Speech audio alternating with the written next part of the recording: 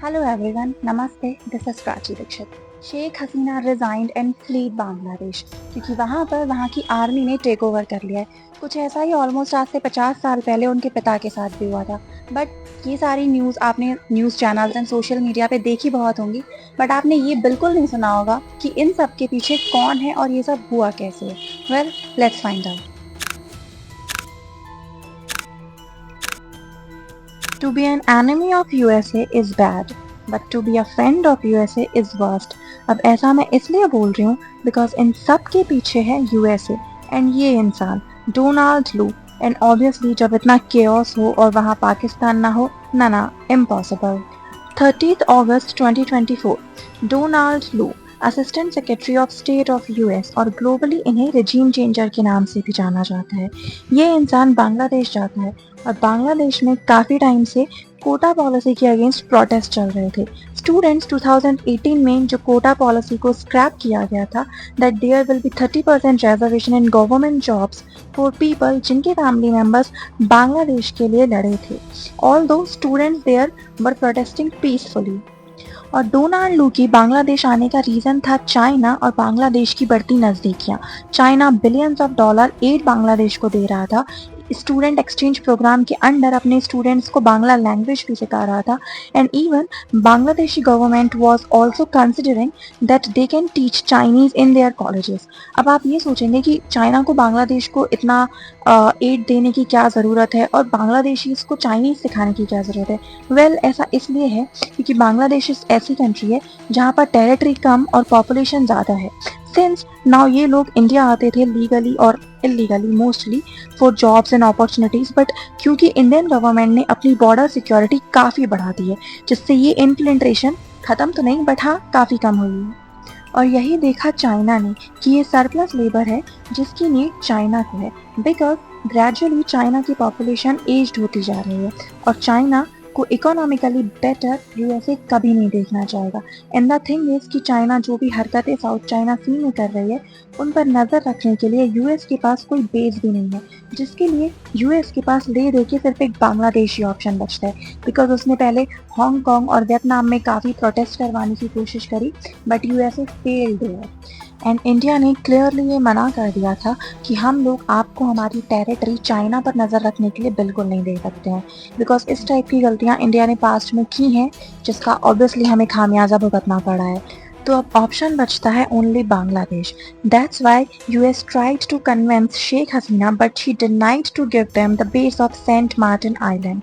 And since then US started to play dirty. और यहाँ entry होती है डोनाल्ड लू की, जिनके आने से पहले ही मणिपुर में ऑलरेडी बैकग्राउंड वर्क चल रहा था, क्योंकि मणिपुर में कुकी एरिया में यूएस का एक asset PS Haokip already US का एजेंडा चला रहा है।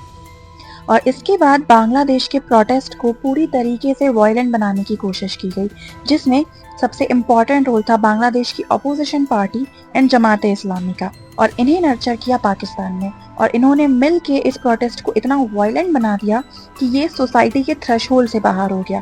और यहाँ यूएस के लिए एक प्रॉब्लम थी कि अगर शेख हसीना जाएंगी तो आएगा कौन, क्योंकि बांग्लादेश में फिर से इलेक्शंस अभी करवा नहीं सकते हैं बिकॉज वहाँ रिसेंटली इलेक्शन हुए हैं। तो यानी कि बची आर्मी, आर्मी विल रूल। और बांग्लादेश की आर्मी 3 पार्ट्स में डिवाइड हो रखी थी। पहला जो इंडिया को सपोर्ट करता है, दूसरा जो चाइना को सपोर्ट करता है, एंड तीसरा जो कि रेडिकल है and that part supports Pakistan. और ये पार्ट जो पाकिस्तान को सपोर्ट करता है, इन्हें इवेंचुअली सपोर्ट मिला यूएस का, और इन्होंने कन्विंस किया चाइना वाले सपोर्टर पार्ट को कि आप चाइना को नहीं इधर आ जाइए, इधर सपोर्ट कीजिए, यूएस आपको ज़्यादा पैसा देगा। And definitely they convinced them. And now अब आने वाली सिचुएशन में क्या होगा? फर्स्ट, बांग्लादेश में आर्मी रूल लगेगा। सेकेंड, आप आने वाले टाइम में देखेंगे कि अनफॉर्चुनेटली हमारे नॉर्थ ईस्ट वाले पार्ट में अनस्टेबिलिटी काफ़ी बढ़ने वाली है, बिकॉज अब बांग्लादेश का बेस भी यूएस को मिल चुका है। दूसरी तरफ म्यांमार में ऑलरेडी आईएसआई रोहिंग्यास के साथ खड़ी है, और आप देख रहे हैं कि कश्मीर में कितने टाइम से अभी रिसेंटली जम्मू में आए दिन न्यू अटैक्स हो रहे हैं। अब इस तरीके से यूएस ने सिर्फ बांग्लादेश ही नहीं, इनफैक्ट इंडिया को भी सबक सिखा दिया है। और इंडिया को सबक सिखाना यूएस इसलिए चाहता था क्योंकि इंडिया यूएस के सामने काफी टाइम से झुक नहीं रहा था, और अभी recently Modi ji Russia visit करके आए हैं। तो इंडिया की आर्मी अब डिवाइडेड रहेगी, फर्स्ट कश्मीर में, सेकंड लद्दाख की तरफ पे चाइना के लिए, और तीसरा फ्रंट अब इंडिया के नॉर्थ ईस्ट में ओपन हो चुका है। आर्मी डिवाइडेड रहना, इंडिया का वीक रहना, ये यूएस का सबसे बड़ा बेनिफिट है। और यूएसए अब बांग्लादेश, म्यांमार और इंडिया से पार्ट लेके एक न्यू क्रिश्चियन कंट्री बनाने की कोशिश कर रहा है, जैसा उसने इंडोनेशिया के साथ किया था ईस्ट टिमोर को आज़ाद करवा के। अब मलेशिया, इंडोनेशिया, ब्रूनई, इन सारी मुस्लिम कंट्रीज के बीच में एक क्रिश्चियन कंट्री है, दैट इज ईस्ट टिमोर। और शेख हसीना ने इसके बारे में पहले ही बात की थी, और ये जो न्यू क्रिश्चियन लैंड बनेगा इसका नाम प्रोबेबली होगा जोगम, बिकॉज अगर आप इसको देखें तो जो एक ऐसा वर्ड है जो कुकी चेन की ट्राइब्स के लिए यूज किया जाता है। अब जैसे ही ये न्यू टेरिटरी बनेगी तो ऑब्वियसली यहाँ पर यूएसए का एक परमानेंट बेस मिल जाएगा, जिसके साथ उसे म्यांमार में खुली एंट्री मिल जाएगी। चाइना पर वो नजर रखता है और इंडिया पर भी वो नजर रख सकता है।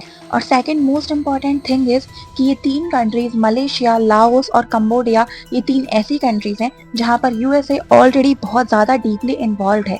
इन तीनों कंट्रीज से यूएसए अपना ड्रग का ट्रेड पूरी दुनिया में चलाता है। अब आने वाले टाइम में आप देखेंगे कि जैसे यहाँ पर पंजाब में ड्रग ट्रेड बहुत गंदी तरीके से फैला, कश्मीर में आज ड्रग की बहुत बड़ी प्रॉब्लम है, आने वाले टाइम में हमारे नॉर्थ ईस्ट में भी ये ड्रग प्रॉब्लम बहुत ज़्यादा देखने को मिलेगी। If you like the analysis in this video, please subscribe to the channel and thanks for watching. Jai Hind.